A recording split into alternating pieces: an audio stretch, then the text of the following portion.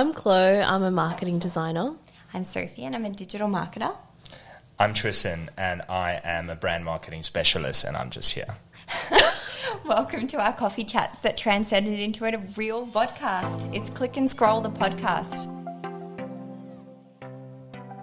But yeah, I think it's kind of cool that like one of the first topics we're talking about, considering like this is where this all came from, the idea for the podcast, was imposter syndrome. We had this awesome chat and then we decided like why waste this material, because we're so passionate about what we do. We're fractional marketers and we just love talking marketing in our spare time. And then we were like, why don't we do a vodcast, because it's such good material. So this is a passion project for us, really, isn't it? We were saying marketing moves really fast and so many professionals feel like they're faking it. And we all feel that way, which just makes you feel really comforted to know that it's not just you. And we all come from different lenses as well. So, you've got such an awesome design background and, you've got content marketing. Of course, I'm really in a strategy type role a lot of the time and also digital marketing. And so, like, we have such cool angles, which is also, like, how we ended up doing this too, right? Yeah. Yeah, like, So I guess, I guess we were talking about imposter syndrome because we realised that even in our different angles and things that we do, it's so relevant to all of us. And I guess, why do you guys think so many people, so many marketers, even experienced ones, because I look at you guys and I think you guys are amazing at what you do, so it makes me feel really good to know that you feel imposter syndrome sometimes as well. Like, why do you feel like imposters? I would sit in the hot seat. I'm not scared. I'm feeling the imposter syndrome right now. So. Yeah. I think so much of it to do is with perfectionism. You know, as marketers, you're constantly looking at stuff. Like you're looking at, is the lighting right? I mean, let's just talk about this podcast right now. We're busy looking at, is that sign right? Is that plant right? Is the shadow right? Is this the right level for the chin?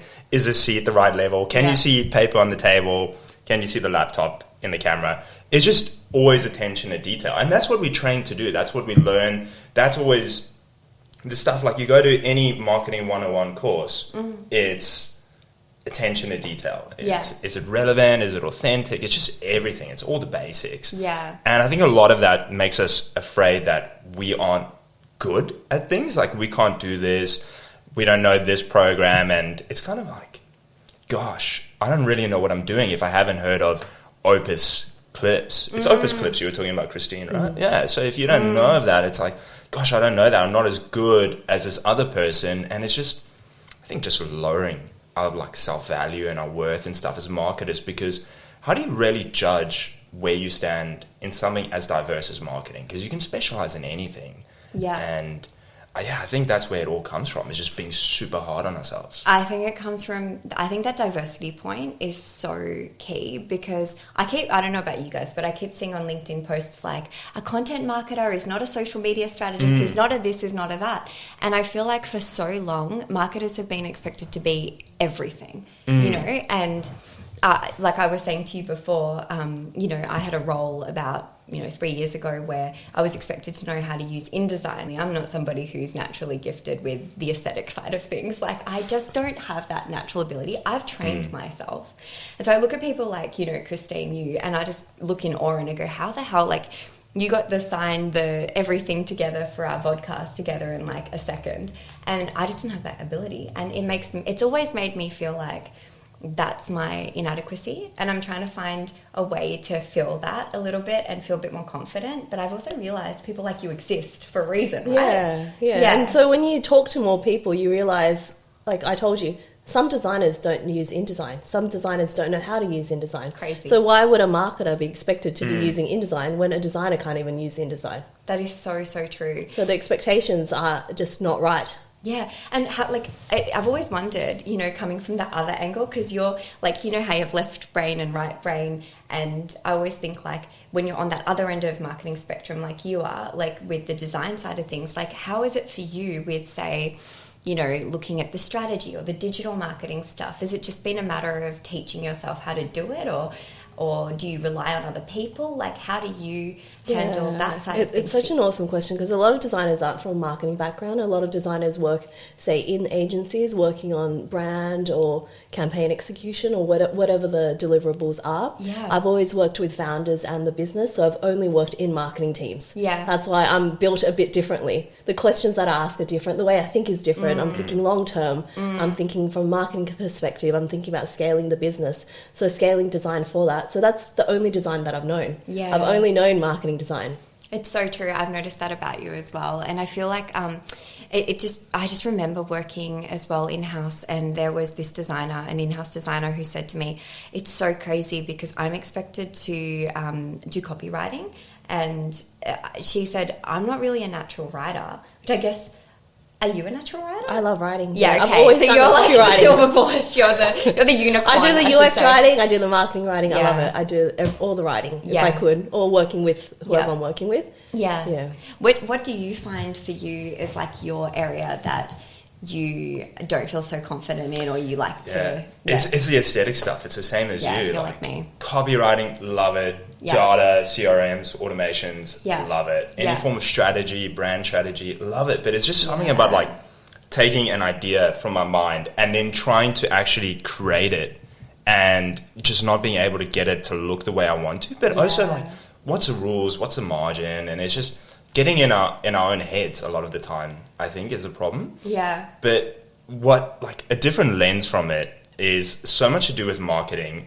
The understanding we had of marketing years ago of, like, as you were saying, a marketer is expected to do all of this. Yeah. The frameworks change in the way that we see stuff. Like, recently we started talking about account-based marketing. But before, everyone was like, yeah, no, you're targeting these clients. It's not like it's a new thing, but it's a new terminology, new language to make sense of this stuff. Yeah. And I think a lot of that also is, gosh, I don't know what ABM is. I don't know that. But it's not new to us. We've done those same practices, but it's kind of, oh gosh, this is the unknown now, and I don't know that, so clearly I'm not as clued up as a marketer as I think, but it's not entirely the case. That's so true. I think the labels are... I always think labels are damaging. I'm not a fan of them, frankly.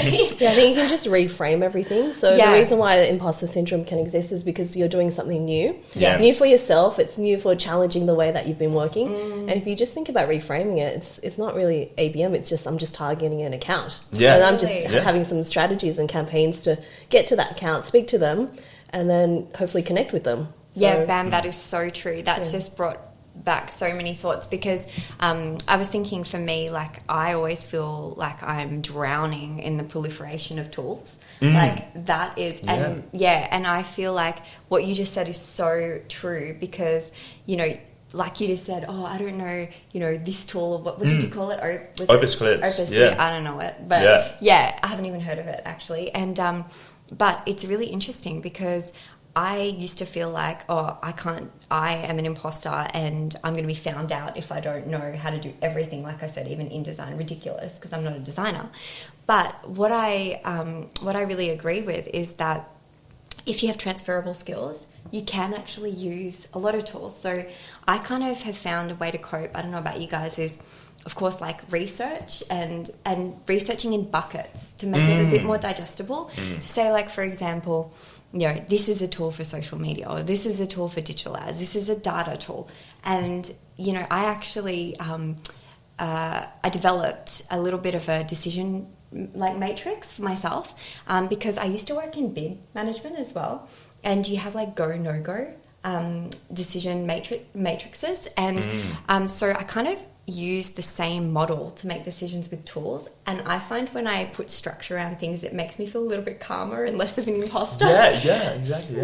So I kind of go, these are my criteria. You know, let's say my goal is lead generation and I need some tools for that, for this particular project or client.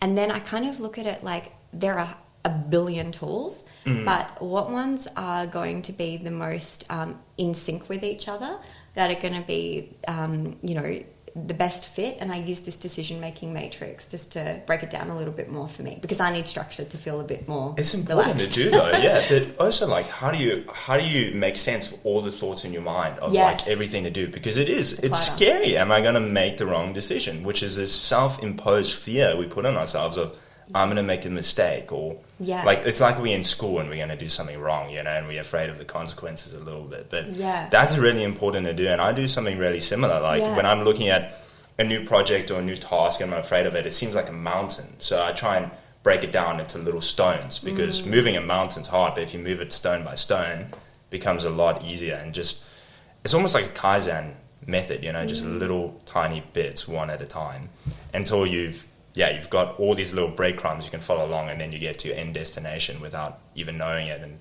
being overwhelmed by this big journey you have to go through.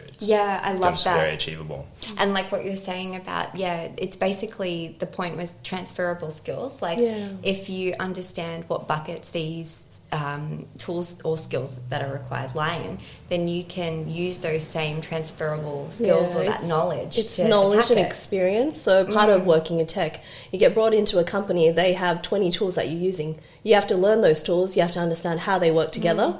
You go to another company, they've got 20 other tools, you learn them all. So by that experience, it's the transferable experience you take, because you already know how those tools work, why they're being used. You can just apply it to any other tool across any other industry. So it's just building that knowledge.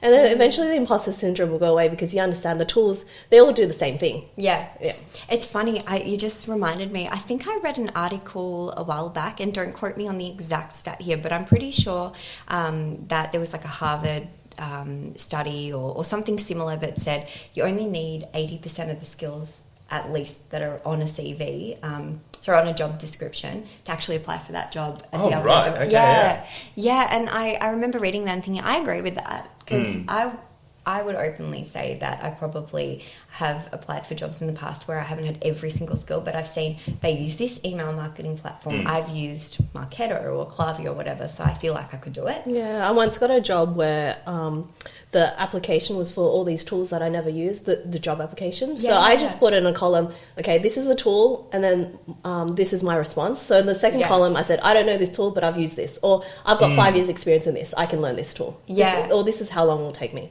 That's just how I tackled that. So I usually only go for jobs where I don't have the skills, because I want to learn something new. And that's important, That's so true. That is so true. Have you guys, does anything come to mind, like where you've done something that was super out of your comfort zone and you felt like it was such a growth experience for you? Maybe this podcast. I know. It's like such a dream come true. I know. And I think that's actually another sort of point in terms, I don't know if you guys agree, but how to tackle imposter syndrome is the power of accepting that diversity and realizing you can't do it all. So just you're never going to be ready. You just do it, and the more once you're in it, you just start doing it. And become stronger with leaning on other people and bringing other people in. Like that's what I've learned is I don't have to do it all. Like I don't have to be the one who puts together the InDesign document, unless I've applied for a job that specifically required that, and then I've kind of shot myself in the foot. Even then, you know, I'm going to pull up Fiverr and outsource it and just take the credit. You know, just until watch you this can guy. Strengthen it. I know. It is. It's one of those things, and that's why I was saying to you guys before, and we were all agreeing, like, we couldn't have done this by ourselves. Like, you know, we've got the diversity here. And, I mean, especially for me, like, you've got kids as well. You've got a cat. Yeah, I got a cat. I got a little kitty cat. We've all got some responsibilities. No. But, there's a lot of things to juggle. And to be able to take a passion project off the ground. But I think it's really important to have passion projects. Like the longer you've worked, you need to start doing stuff for yourself. You're leaving all the good stuff for your clients or for your employer, but what do you have left for yourself? That's exactly it, isn't it? Yeah. I don't know, like, what other tips do you guys have for regaining your confidence or getting more confidence in areas that, you know, are not really what you'd usually do or feel confident in? I've got 3. Cool. I'm really excited. The first thing is to remember that every master was once a disaster. So none of us were born with the pre-existing knowledge of how to schedule posts on social media, or how to write effective copy, or how to how to buy ads on Google or anything like that. So yeah, it's just remembering that an expert is someone that knows 1% more than you do. So it's just one lesson ahead. Yeah, that is so true. exactly. The Simpsons. Yeah, that's all it is. And it's exactly what you were saying earlier, Christine, is almost you grow through what you go through. As you've done it, you build up your confidence and you build up a bit more of momentum, and then you just keep on going. And so I guess it comes down to, if your attitude is right, the facts don't matter. So do whatever you got to do in your mind just to make it a very achievable bite-sized task, and so that you don't stress yourself out in the process, because it's not like something else is stressing you out, it's you, it's all internal. So it's just overcoming those internal fears, acknowledging everyone else feels that way. If Tom Hanks can feel that way, you can feel that way. It's okay. You know? And the final thing is just to almost, I guess, share your win, you know, just look back on how you were afraid of doing this thing, and then remember where you've come from. And I guess a really big part of it is to try and push yourself to tackle the thing that's stressing you out the most. Because the more you procrastinate it, the more it's going to stress you out. So true. So, you know, that reminds me, like, something I wanted to raise as well, because I agree with everything that you said. Such good points, hey, because I've always found that I like to put myself in a really uncomfortable place so that I can grow. And you pretty much alluded to that anyway. And even, like, a lot of people don't know this about me, but I have a major fear of flying. Like, I'm phobic. Like phobic. It's crazy. I walked off a plane once. Also because I read a lot of unhelpful books about, like, plane crashes during my holiday, so I don't know what that was about. But anyways, but my mum actually said to me, if you're scared of something, do it more. So that year I booked more flights, so I was flying more. And look, I can't help it. Up here, I can process things and go, okay, that's illogical. But I get this feeling, like my parasympathetic nervous system just goes into overdrive. Overwhelming, I don't know if I'll ever shake that. But I think it applies to my career because, you know, for example, when I started in marketing at a telehealth company, within the first 3 months, I chose to present on behalf of the CEO on a topic that I had no idea about. And I was very, very nervous about it. But I've tried to do that throughout my career. And I feel like you were saying that you do things like that as well. Like, you really try to put yourself... Yeah, I'd say every month I'm doing something new and hard. It's so hard that I'm so overwhelmed, so stressed. And I know that... And I want to give up. If I'm not about to give up, but I just write it out, I know it's not worth it. Because the next month I'm like, oh, this is not too bad now. And then that's just on cruise control, and then you can do something else hard again. So, but I think it ties to what Tristan's saying. We still have to acknowledge our wins, because if you don't acknowledge your wins, you don't know where you've come from and how much you've done. Otherwise, you're just constantly seeking the next task off your to-do list. So it's so true. That's the balance. Yeah, it's so true. And I always look at people that have really made it, or people that I think have done a really good job in an area, like in marketing, that I'd like to be good at. And I often analyse where they came from as well. And I often find that if I really looked at it, they have the skill set that maybe I have. And so potentially, you know, they don't know more than me. They've just been willing to give it a go and back themselves and not doubt themselves. And there's so many examples of that in history. And we can use all these examples, people in history, as role models. So they're not competitors. It's part of the imposter syndrome. So just learn what they've done. The moment I talk to someone and then they say, oh, I've done this, I'm like, oh, you did it. Okay, I'll just do that now. And then it's done. So I had that fear for so long, thinking I couldn't do it. I meet someone like you who've done, like you say, you build crazy websites without knowing too much about how it's done. You just do it. I'm like, okay. And they're like, okay, if you've done it, I can do it too. So it's crazy, isn't it? And then once you've done it the first time, you realise, oh my God, I know exactly what I'm doing now. And, you know, it worked. I did win. And then we can benchmark it against other people doing the same thing. Very true. Then you realise, oh, okay, we're actually doing a pretty good job. Like, you can tell the difference. So without benchmarking, you don't know the quality of your work, and we're constantly putting us on such a high pedestal of against the best in the world who are claiming to be multi-millionaires doing amazing things, but really... compared to just the average as well. So you know where you're sitting. That is so, so true. Do you guys want to move on to the next topic, or do you guys have more things you want to add? Or There was a conversation Christine and I were having earlier, Sophie, which I think is like really relevant to this, where Chloe was talking about kind of exposing within like being a parent to breaking the rules within the rules a little bit, and I think that can apply a lot to like being resilient as a marketer. So I don't want to take away from that topic. No, you go. You got it. Yeah. Yeah, Chloe was just talking about how she's within an approach to parenting and just like an exposure a little bit to like everything that's happening around in society a little bit is there's so many rules for things and expectation for things, and there's like, this is the way we do things here type style, and just any community, culture, or society, and about a bit of a thinking outside the box sometimes with certain things to, well, I know that's the way it's done, but this doesn't make sense to me, questioning why it has to be done that way, and then trying to look at things a little bit differently. I guess I'll give an example for it to try and make it make sense in like a marketing strategy. I was once working on a project where they would try and focus on how their product is so much superior, but it used a form of a plastic where when you would look at it, you would think, oh no, that's actually inferior. So there wasn't an alignment, but that was just the culture was, that's the way we do it here. But if you look at it from a different lens of why is there plastic, and you explain that, what is the involvement in it, then it actually becomes a advantage to have it in there. And that's because what we have to use is to prevent you from reusing this product again, because it's designed for a one-time purpose. So that's why we had to put it in there. It's not that it's an inferior quality. It's that this thing won't survive going in your dishwasher or something like that, because it's not made for that. So it's to prevent that from damaging it. So when you think of it like that, where it's a strategic thing, it actually kind of, it turns a muddy water into a clear water. It takes you from fishing in a Red Sea to a Blue Sea.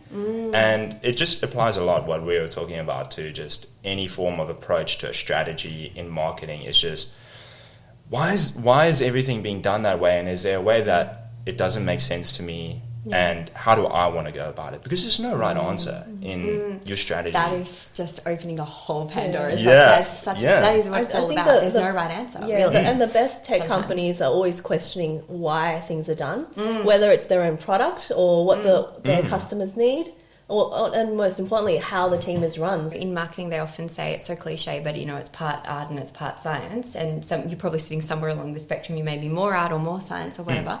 But it's made me think, I've always found that the scariest decisions are creative, because you often have like an opinion on what looks good, or an idea about, something, and you sometimes can't substantiate it other than, I had this crazy idea and I think this will work, or you might think, this is going to look really good. I've always thought for designers that must be really scary, because you have to go forward with, an idea and present it to a client, and they might hate it. And, how do you feel? It's not scary. It's just performance. Yeah. It's just experience. Once you've done it once, you learn, just apply that knowledge. Yeah. So it's not scary. Yeah. Yeah, but then I guess it's like different for us, right? Like working with a CRM, building an automation, sending out a communication blast to 15,000 records isn't scary, but then for me, it would be terrifying to put up an ad. It's like, oh my gosh, I'm spending money on this thing. I don't want to do that. I'm gonna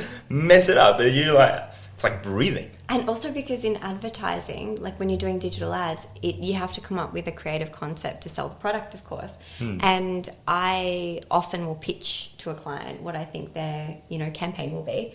And sometimes, it's just because I think I've had a cool idea, and sometimes they won't like it. And being okay with that has Bank the idea for some other job. Yeah. Just keep it. Yeah, that's true. That's true. That is, that is a very good point. The client or the employee didn't understand at that time. Maybe use to try it again in a few months. That's true. Yeah, have some data to back it up, and then try again. They won't remember that you pitched it before. Yeah, and then having the confidence as well to just present that idea. And it's such a satisfying feeling when you do present something and you've been a bit scared if they will or won't like it, and it's they the do most like satisfying it. thing It's when so you present satisfying. and they're like, yes, that one. Like, yes, that's the one I wanted. Exactly, but being okay when they also don't, like you said, and being practical about it. Just And law of detachment. Just let it go. Once it's out, it's whatever they want. That is so and then true. work off that, because at the end you'll get to the same place, the same results. Okay, righto. Let me think. What's my hot tip for overcoming it? Make an intentional mistake. Oh, I love that. I always do that. That's my hot tip for imposter syndrome. I am so afraid in writing copy with my grammar. So I will spend an hour to send a text message to a friend. Like, I am so afraid of grammar. But yeah, make an intentional mistake. Use an emoji in the wrong spot. Don't put a comma where it's meant to go. Just make an intentional mistake, because you can sometimes be so afraid of making a mistake. If you at least intentionally force it, then you know there's already a mistake there, so it's no longer perfect. So you've forced that, and you also exposing yourself to exposure theory. Is what we were talking about. With exposure theory, for me, it's just do it. Yes. When the mood or the motivation comes, because the inspiration comes from somewhere else, just do it. It's done. Look at it. Once it's done, don't worry about it. Don't change it, but only look at your work and don't look at anything else. Don't listen to anything else. Just focus on that and then move on to the next thing. So say it's posting on LinkedIn. I only look at my profile. I might look at whatever's on the feed and then just interact with that. But if you just focus on whatever you're doing and not someone else, you're not comparing yourself constantly, and you just need to get your art or whatever you're doing done. And then once that's done, it's out there. Yeah, being that's authentically awesome. you, right? Maybe. You're good at that. Yeah, I think that's a great tip. For me, apart from the fact that I really feel that it's great to be uncomfortable and just throw yourself in that zone as often as possible so that you start feeling really comfortable in those situations. I actually think it is good to have a little bit of structure and give yourself a little bit of structure and have ways to substantiate your decisions, because that does give you a bit of a fallback and it helps you have that like additional confidence to do things. So if you don't have that opportunity, I think just do it anyway, feel the fear and do it anyway. But if you can, develop a decision tool, for example, for using different tools or something like that, I think it's worthwhile. Yeah. Awesome. Cool. All right. Righto. Thanks so much for watching and listening. Click to subscribe. And if you want to work with us, just have a look in the description below for more information. Awesome. Why not? Yeah, do it. All right, that's good. Yeah, that's fine. They'll love that. That's fine. That's funny. Yeah.